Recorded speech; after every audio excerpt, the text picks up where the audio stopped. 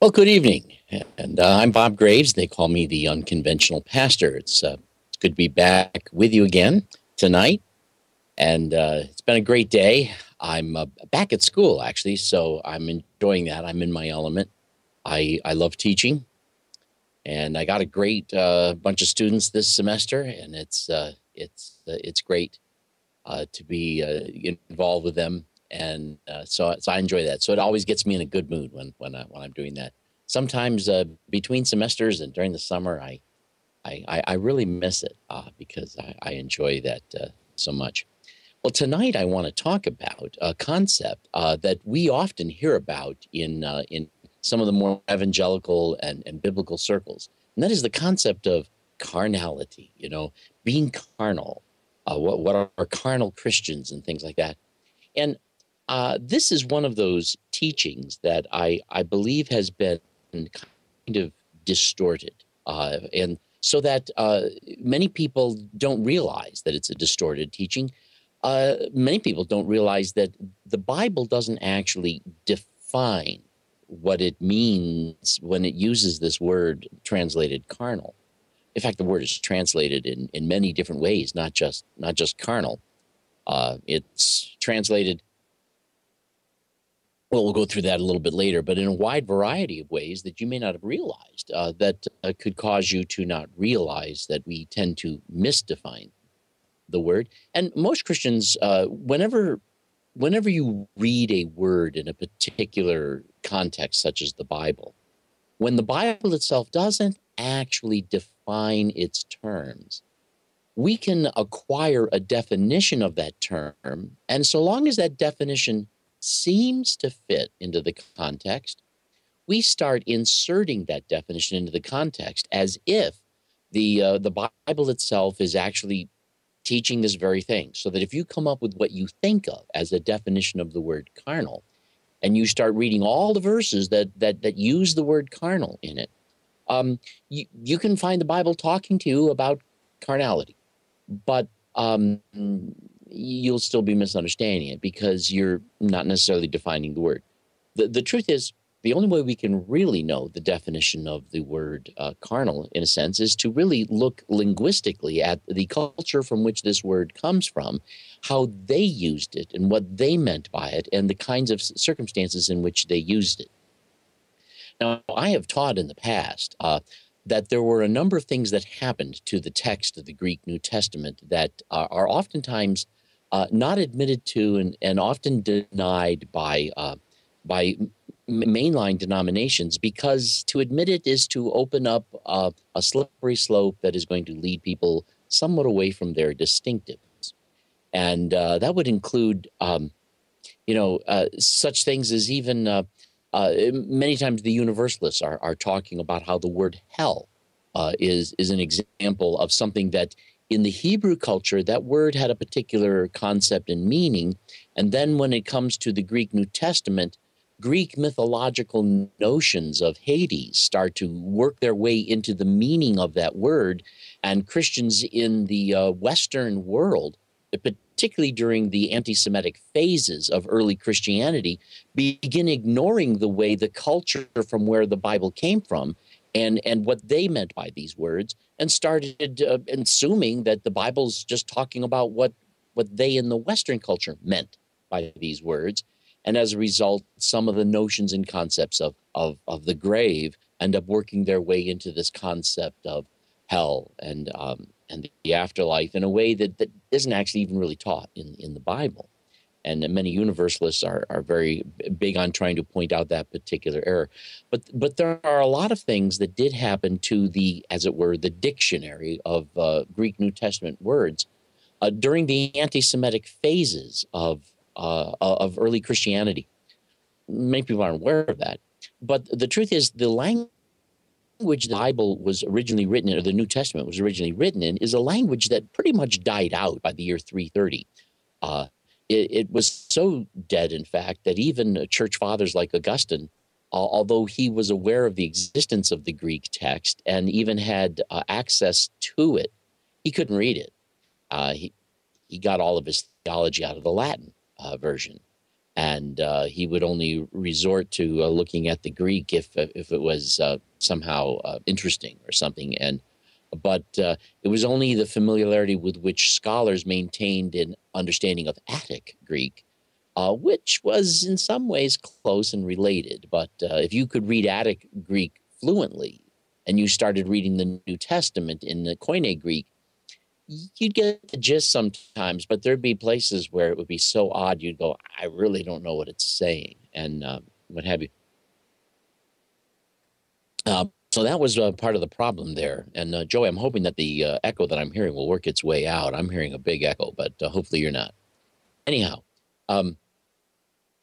what happened to the church is that as it went along, it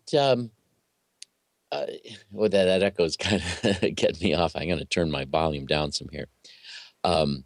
It's hard when I hear myself talking, but like 2 to 10 seconds later after I said something. The early church, as the language of the Bible died, it's fine on this end. Great, often, awesome. See how befuddled it gets me. Anyway, so the church and its Bible die out in terms of the ability to read Koine Greek, and they move to the Latin. And this is at a time when the church is starting to get some power and some ideas. But for almost 200 years, the church has been in a very strong anti-Semitic phase. They didn't like the Jews because they murdered Jesus, and they just didn't like them, and there was a kind of an animosity toward them. Plus, since the Jews were rejecting Christianity, there was this kind of a feud going on. And during that period of time, biblical interpretation, as the church is getting started and in those first few centuries, biblical interpretation is taking a look at the text and trying to make sense of it in terms of what makes sense to the views of reality of those people who lived in the Western world. And they didn't even want to look at or study the Hebrew culture and what these people who wrote the text, who came from that culture, what they would have meant by these words. They didn't bother to do that. So that even by the time we end up with a Latin Vulgate translation, that translation is a translation that is done from a decidedly distorted Western twist on the meaning of these words. And then later, as the language of the New Testament dies, after 330, there's nobody who reads that particular dialect or speaks it or knows anything about it. The church actually ignored it for close to 1,000 years until they started taking an interest in the Greek. And when they took an interest in the Greek, they went back to it. They couldn't read it. I mean, they could make it out, they could pronounce it perhaps, and they could see what some of the words were, but it was not comprehensible. And so at first they weren't sure why, because there weren't a lot of ancient Greek manuscripts that were still in existence, although the texts of the New Testament were quite prolific. So they tried to figure out, I wonder what the problem is here. And someone suggested this solution. It must be written in a special Holy Ghost dialect of Greek. They didn't know back then how many dialects of Greek there were. As it turns out, there were dozens, and Koine being only one of them. But all throughout Greece, there were various different dialects of Greek that were different enough that people couldn't actually talk to each other in Greek. They couldn't. The dialects were that different. However, Attic Greek was a Greek that came out of Attica, and it was kind of a more prestigious version of the language. And it was a dialect that was different enough that it was in some ways actually a secondary language for Greek-speaking people. And so Greek people of this dialect could talk to Greek people of that dialect by using a secondary language, which was very similar to theirs, but different nonetheless. They could speak to each other in Attic Greek. And it was the Greek that arrived at that level of prestigious domain because of the fact that so many awesome classical works were written in it. And the scholars of that day who studied the philosophers, they kept Attic Greek alive, but and Koine was in some ways a dumbed down subset of Attic that then evolved in a different direction, as given to the kingdoms of the world, as it were, when Alexander the Great and the Greeks became dominant in that area of the globe. Everyone had to learn Greek in order to communicate with the kingdom.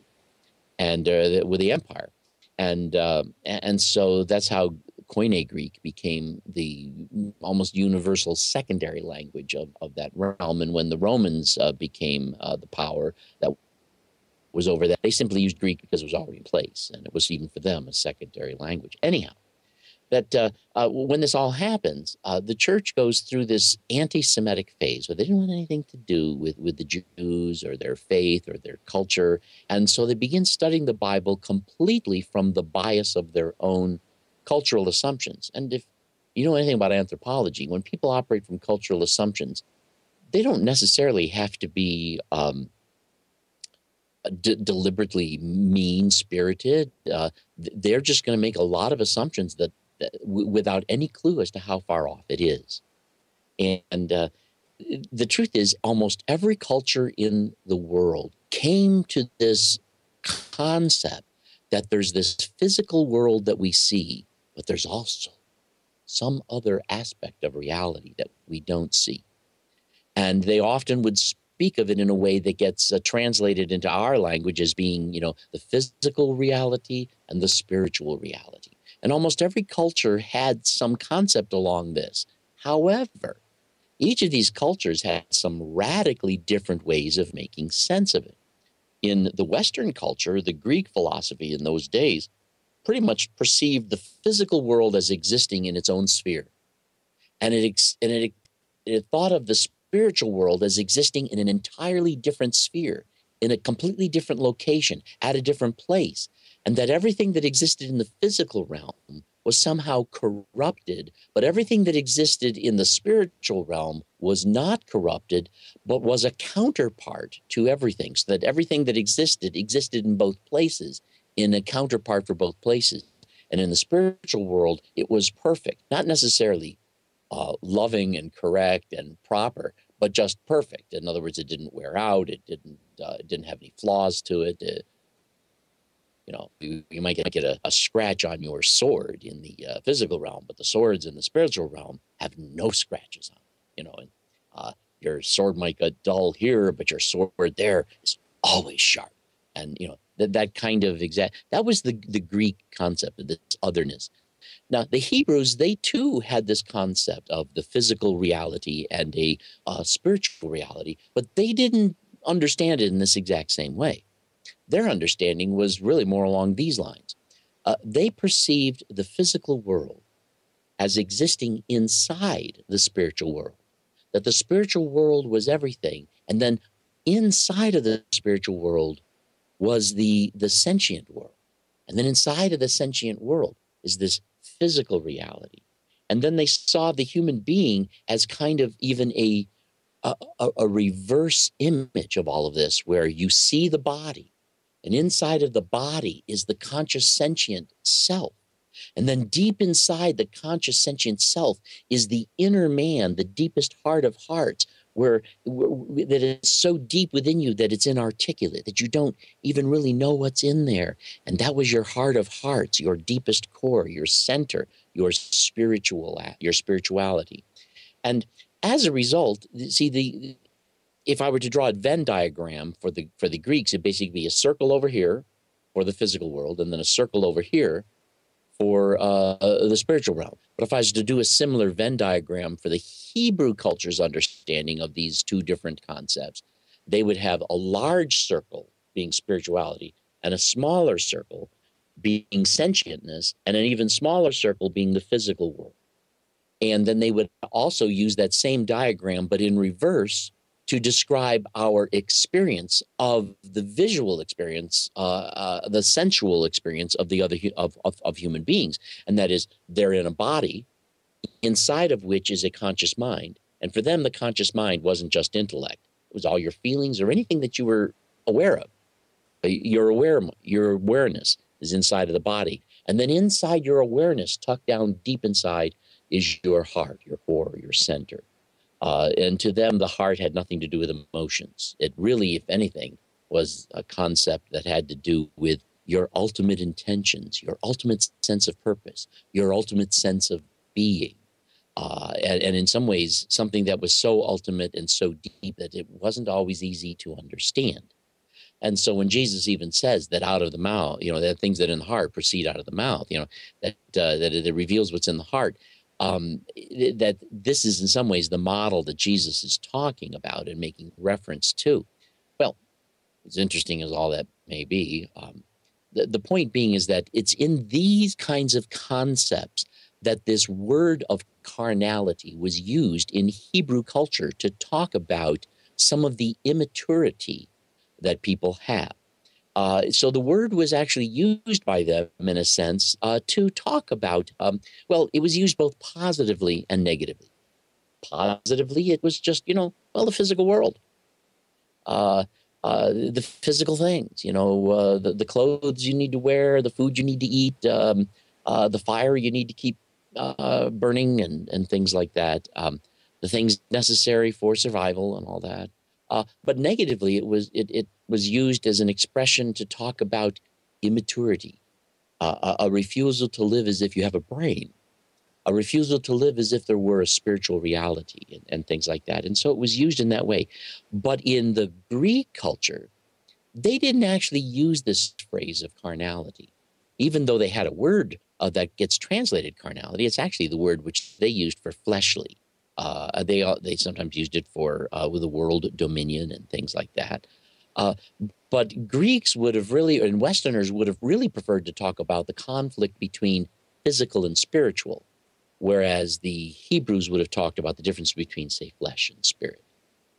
But because Christianity becomes a very popular and very dominant force in the Western world begins adopting this focus of language to talk about flesh versus spirit and carnality versus spirituality. And so we adopt that language, but unfortunately we adopted it using the Western meaning to these ideas rather than the Hebrew meaning. I may have lost you already. Hopefully I can get you back. Basically, the way that the Western world would have understood this conflict that may have existed between the physical reality and the spiritual reality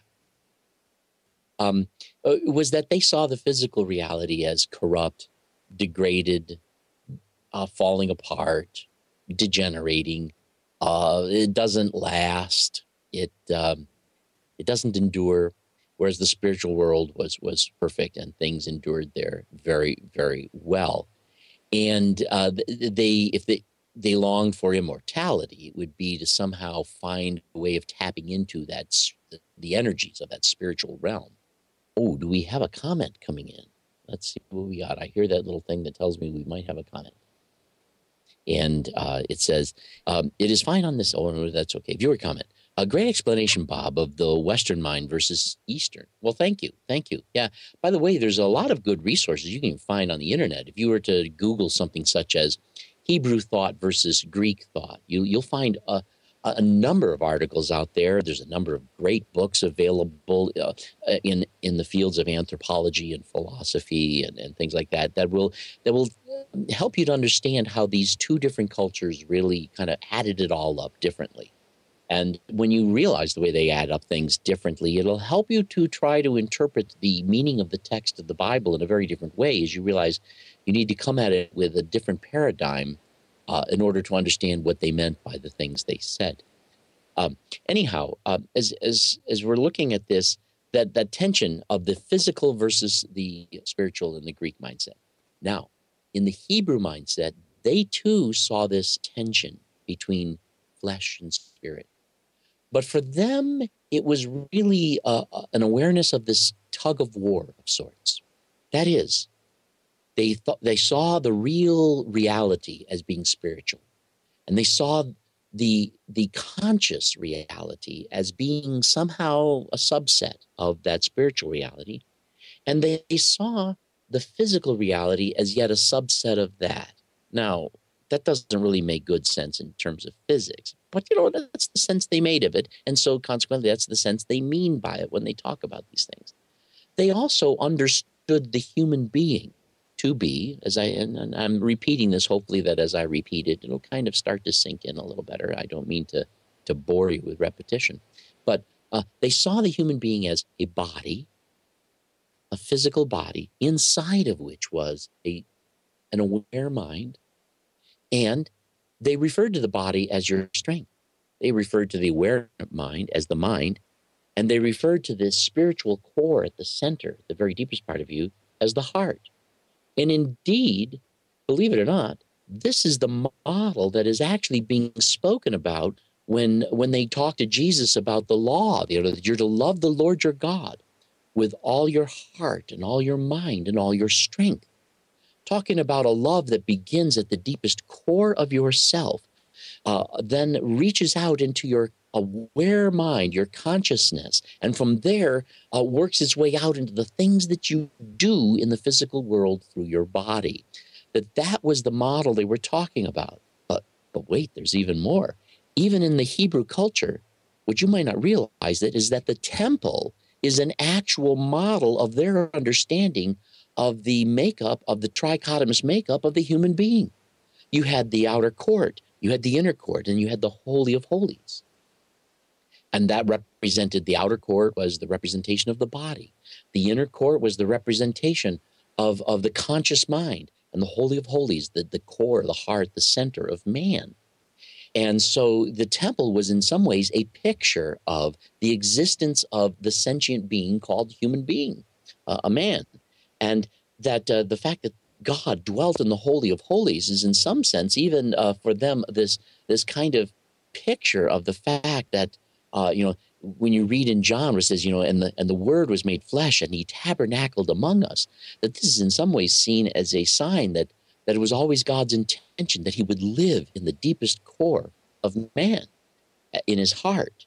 And that's what it originally meant years ago when people said, ask Jesus into your heart. They weren't asking you to love him or somehow get him to live somewhere in there. It was originally a sense that developed out of that idea that had to do with God, the indwelling Christ, living deep within us at the core of ourselves. And we have other comments here. Bob is like the Mr. Wizard of MCG. I guess, yeah, that's funny. Anyhow, so for the Hebrew mind, this tension was experienced as kind of a tug of war, like this.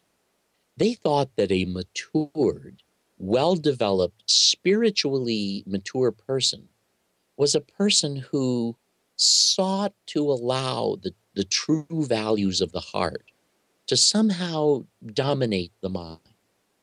And they thought that they could do this by, meditating on scripture and loving the law of God and communing with God and various other practices, some of them that were even condemned as Baal worship and other things. But they were seeking this attempt to transcend, maybe they wouldn't even use the word transcend, maybe it's descend into the heart, to allow the heart to then permeate the conscious mind. And then the conscious mind, having been permeated by the heart, would then be in control of the body, and the people that matured by that process would live lives where the things they did would be the outworking of that maturity of spirituality. But they also saw that this could actually work in reverse. Things actually can work in reverse. Like sometimes you can have a pump that backs up and the water comes back in instead of going out.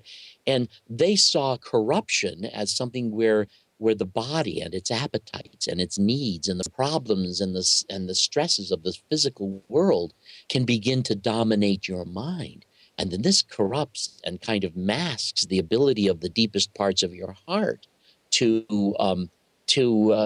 be able to then be in control. And then eventually it just corrupts the heart until the heart becomes dark and desperately wicked. And so they saw this tension as being a direction of flow. Is my life one where the spirit dominates the conscious mind, which then thereby works its way out into the physical body? Or is it one where the physical body dominates the mind, and then that corrupts the spirit?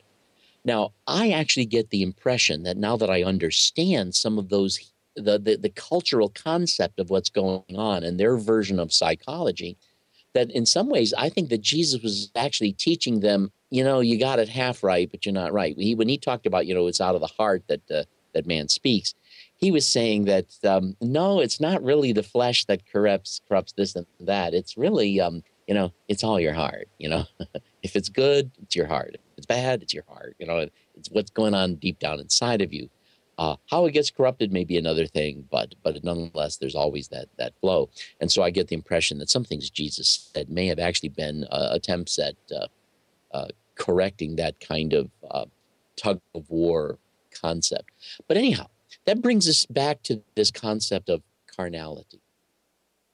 We find that this word gets used even in the Bible in a couple of places, more often than you realize, because it's not always translated carnal, not always translated flesh. Sometimes you see some say, well, you're worldly, for since there's yet envying and strife among you and things like that. Or, I have sown spiritual seed among you. So isn't it okay if I actually reap from you material things? The word there is the same word as translated carnal. And Paul is saying that, if I fed your spirits, isn't it okay if you give me food, a place to sleep, a jacket to wear? Bob, I don't always agree with everything you say, but you always make me think. Thank you. Oh, well, you're welcome. And, I appreciate your saying that, because I really want you to know something. I do have some rather, I've tried to thoroughly work out my opinions, but I'll tell you something. That's all they are. They're just my opinions. And I really don't want to offer them for any other purpose than for your consideration. In fact, some of these opinions are opinions I've come to by working these things out over a period of years, really struggling to deal with them, trying to face all the possible conundrums and difficulties and things that it changes, things I don't want it to change, and struggle with it for a while, and it works around to it. So if it took me years to embrace some of these views, I certainly would not expect anybody who's going to be honest to find that all the things that I say are just the kind of thing. Yep, he's right. Yep, I take that. Ooh, I hear that. I wouldn't want you to do that. I hope that I merely can engage you in the process. So I appreciate your saying that. And I hope it does make you think. And, the truth is that's the only way any of us can be responsible, is to really accept responsibility for the process of thinking it through. And, there's no way of guaranteeing that everything I think through is ending up in the right place anyway. So we're all a work in progress. This word is used in other places, talking about how, the law is spiritual, but I am carnal. Well, actually, that is more translated, if you're going to look at it the way that a Hebrew would have thought of it, in thinking that the law was spiritual, but I am unspiritual, is the way they would, contrary to the spirit and what have you. Now, part of the reason why I want to talk about this word carnal is not because I'm just trying to get us involved in, excuse me, I got a little burp here. I had some turkey soup tonight, by the way. It was awesome. I made turkey yesterday, and I had to make some turkey soup today. Had that tonight. One of my favorite things to make. And but anyway, part of the reason I wanted to talk about this is not just to have a neat little Bible study about carnality, but because I see the evangelical and fundamentalist movements as going through a very serious lack of intellectual integrity that they hide behind by oftentimes accusing people who would approach them with genuine information, genuine facts, genuine reason to confront some of their notions and their ideas. And they say, oh, you have a carnal mind. You're thinking carnally. And basically, this has become the success card I can play to trump anything that makes sense but contradicts my doctrine. I want to believe that somehow spiritual truth doesn't have to make sense. Spiritual truth doesn't have to be logical. And although the Bible nowhere teaches that, Christians like to believe that. And so this is the way they can retain a false notion of the scripture that makes sense to them by considering anything that contradicts it, no matter how much sense it may seem to make to the people talking about it. It's carnal. And so they can label it as carnal and thereby dismiss it and not even have to honestly deal with it. Now, if I wanted to argue with you and tell you that 2 + 2 is 5, I don't think that you could actually win the argument with me by trying to tell me things like, well, Bob, you're just stupid, you know, or you're not going to win the argument by trying to say, well, look, I realize you're getting older, and this could be a part of your problem. And now, if that were true, then the chances are we're not going to get anywhere anyway. But um, the way to win the argument, if I'm asserting that 2 + 2 is 5, the way to win the argument about my bad math is to use better math.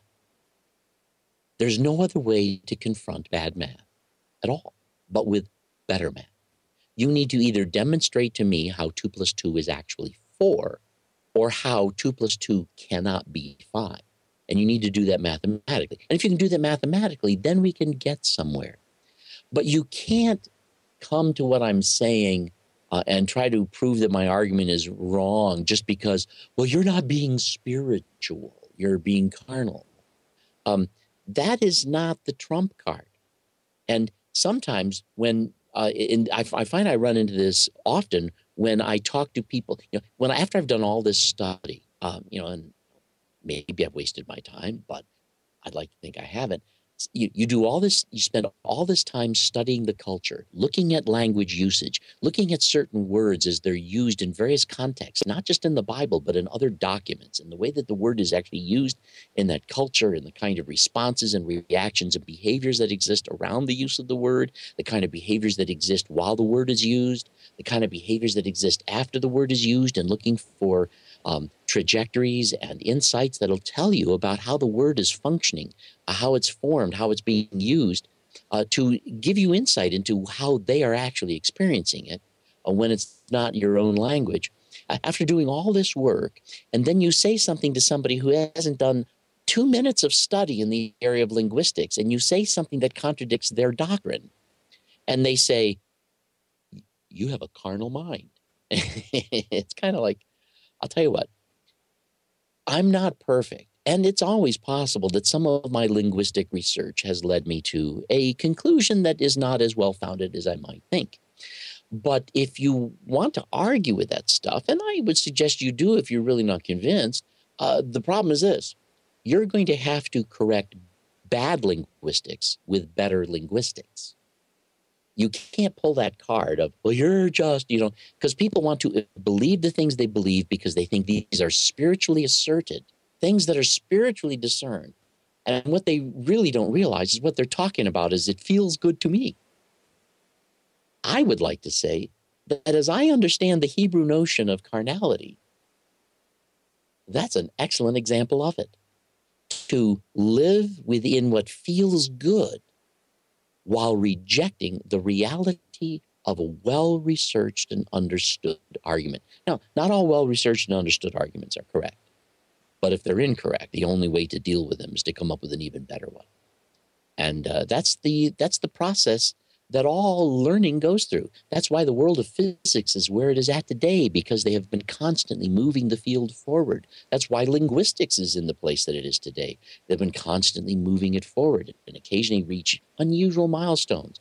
Where would we be in the world of physics if it hadn't been for the milestones set by Einstein? And where would we be if we didn't have some of the people who are working with it today, Penrose and Dawkins and Tyson, and some of these people who are just amazing brains, and they're dealing with these issues of physics. And I'm sure that in the years to come, we're going to take this thing even farther.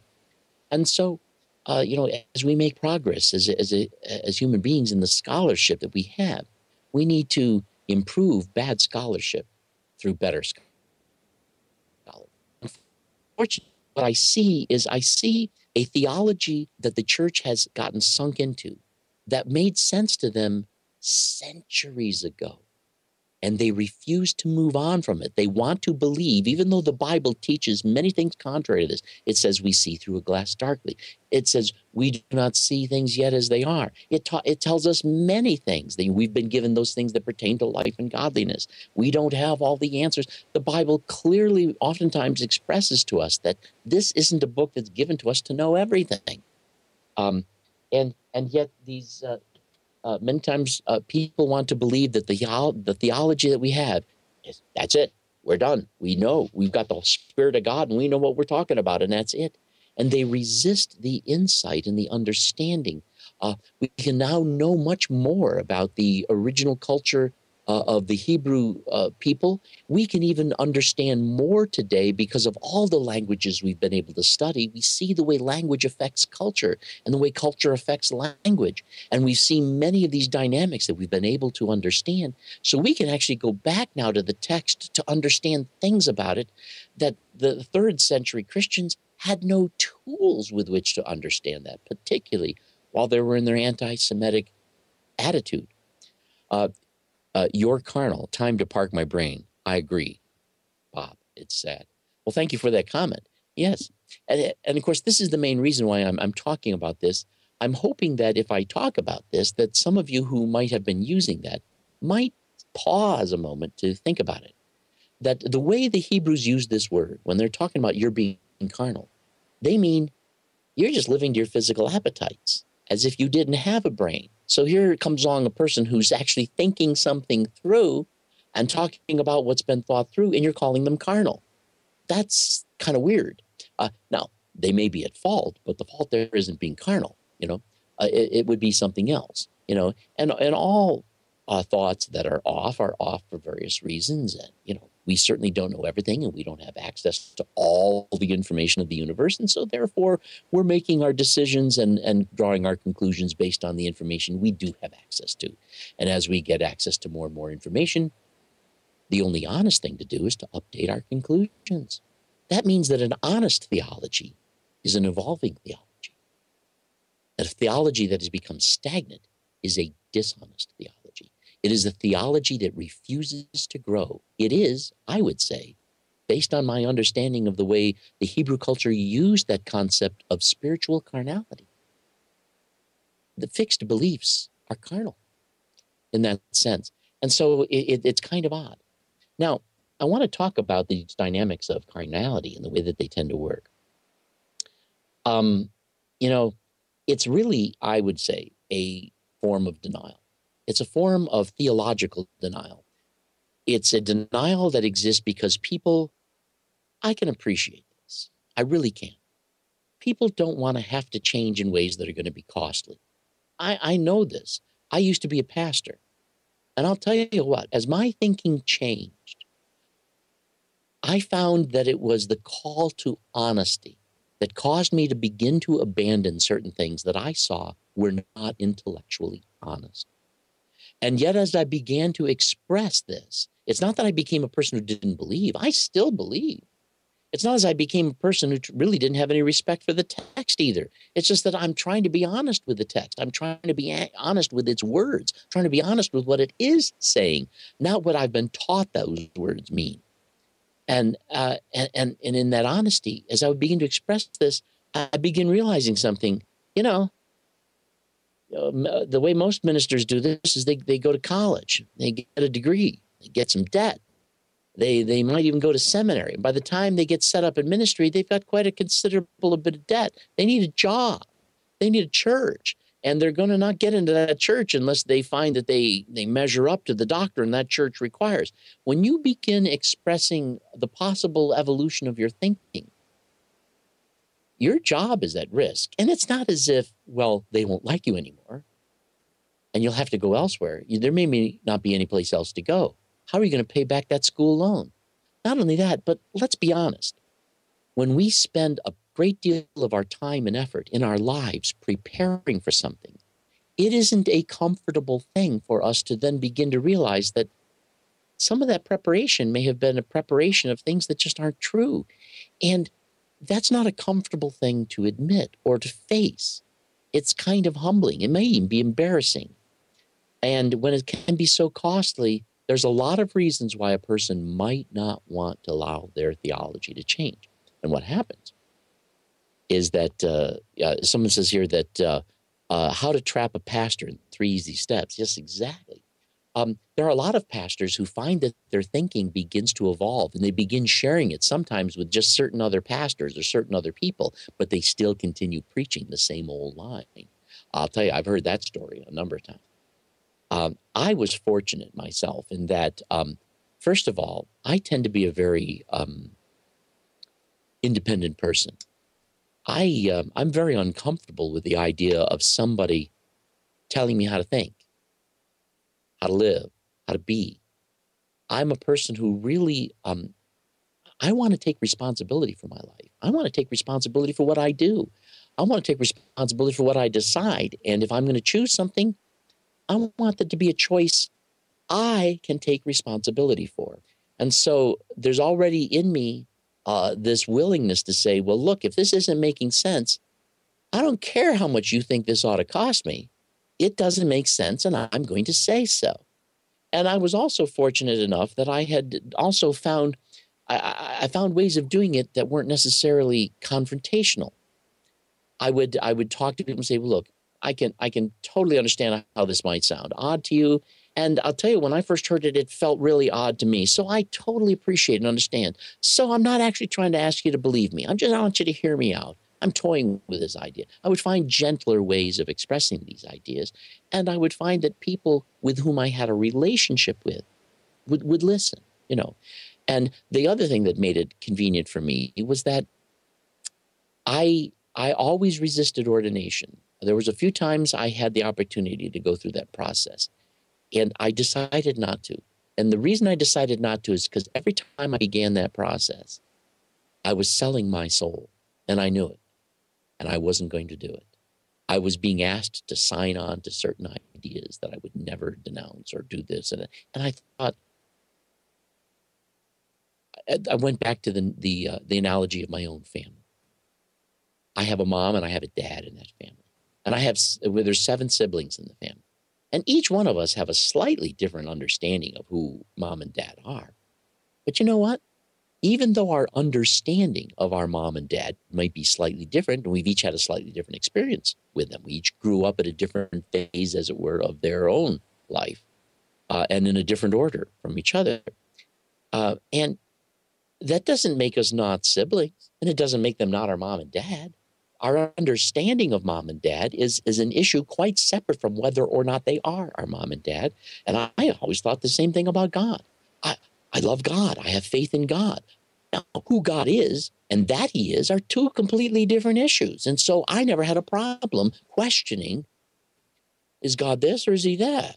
And I never related that to, is there a God? You know, it didn't make me doubt his existence. It made me doubt whether he existed in the way I was conceiving him as existing. And we've got another comment here. Those preachers are talented. I can't teach anything to anyone unless I really believe it. And so if I teach something false, I have to deceive myself into thinking it's true.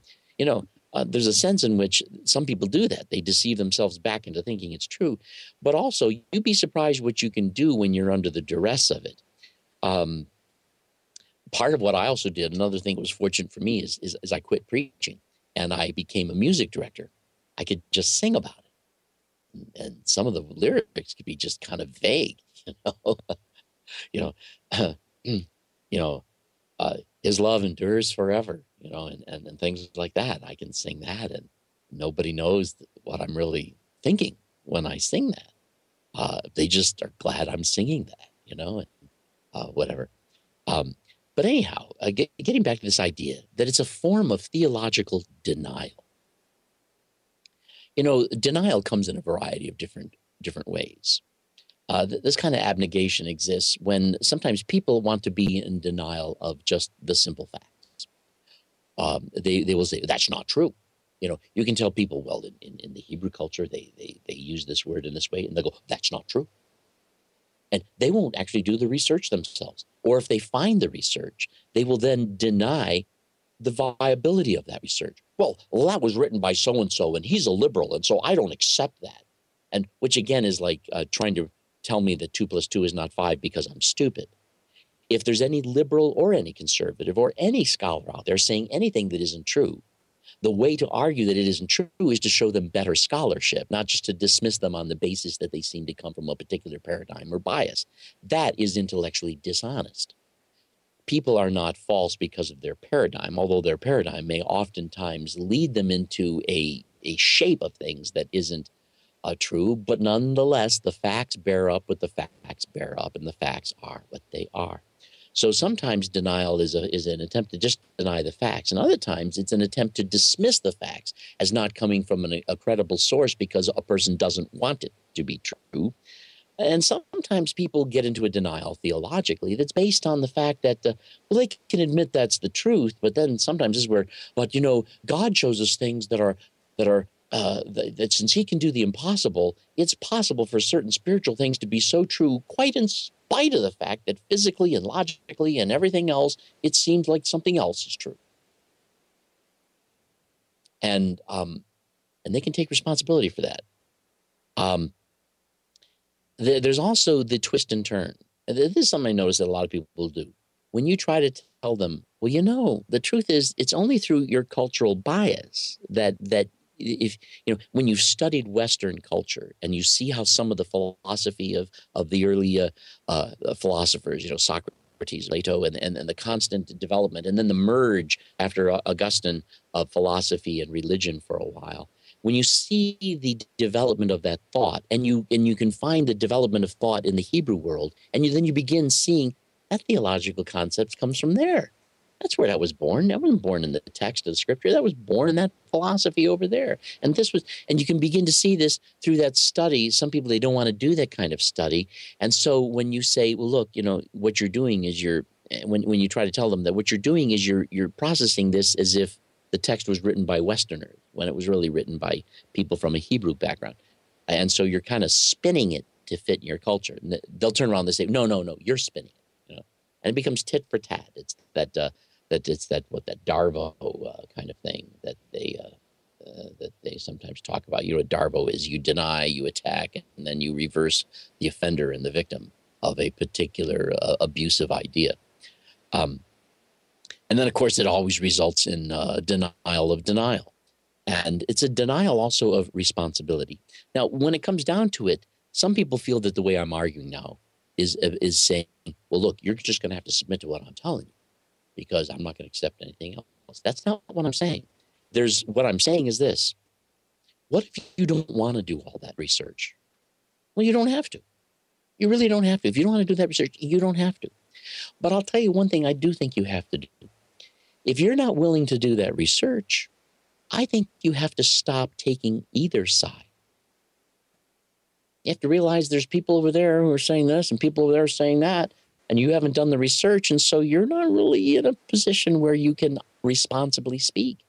You should really take a position of I don't know, or you can take a side and say, well, I'm not really an expert, and take it a little more humbly, and we all have to do that from time to time. Nobody can know everything. I don't know everything. I certainly don't know everything, but it's important that we recognize that if we're going to come at the concepts and the ideas of God, and we're going to take this thing called this biblical text, and we're going to deal with it supposedly honestly, that it's going to require a lot more work than what we've been giving it.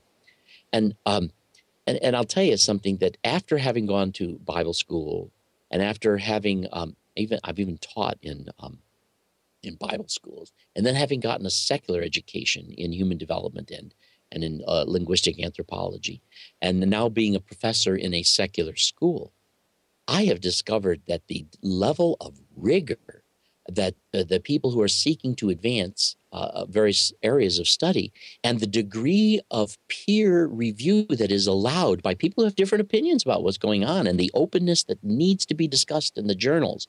And that I found that the Christian circles are not anywhere near as interested in being as rigorous with their study, their preparation, and their looking at it. And so I actually accuse them of using this digging in their heels to settle into an idea that they like, maintaining a loyalty to their theology and and a loyalty to their traditions because that's where they are comfortable. And when you try to talk to them about their denial, they'll come back at you that, well, you're being carnal. You're one of them people that's lost. You've turned to the dark side. You're a liberal or something. And instead of actually really dealing with the issues as they are, it's important that we encourage people, I think, to, I like the way Dr. Jones says it, and it's his little phrase. And so every time I try to imitate it, I don't say it right, but he says, this is the place for spiritual scriptural and intellectual honesty. And we're not even saying by that we're always honest. We can be as dishonest as anybody. We all struggle with that. But by keeping things on the table, by allowing the voices to be heard, the arguments to be made, the bad math to be corrected with somebody's suggestion that this might be better math, the bad theology to be corrected by something someone can suggest and offer a reasonable argument why that's a better theology. We're in discussing it. But in the end, I got to tell you something. This is all in some ways kind of meaningless because there isn't going to be a test. The shibboleth that we get into heaven with is not whether or not we agree to a certain creed. Do you know God? Do you know that he loves you? Do you understand the love that is with you? And that is how unconditional it is. Do you understand you're safe? There's no problem. Anyhow, you shall be disciplined. Uh-oh, I am over time. So anyway, I've had a fun time talking about this. I hope you have too. Hope it's made you think, and we'll see you later. Take care. This is Bob, the Unconventional Pastor. See you then.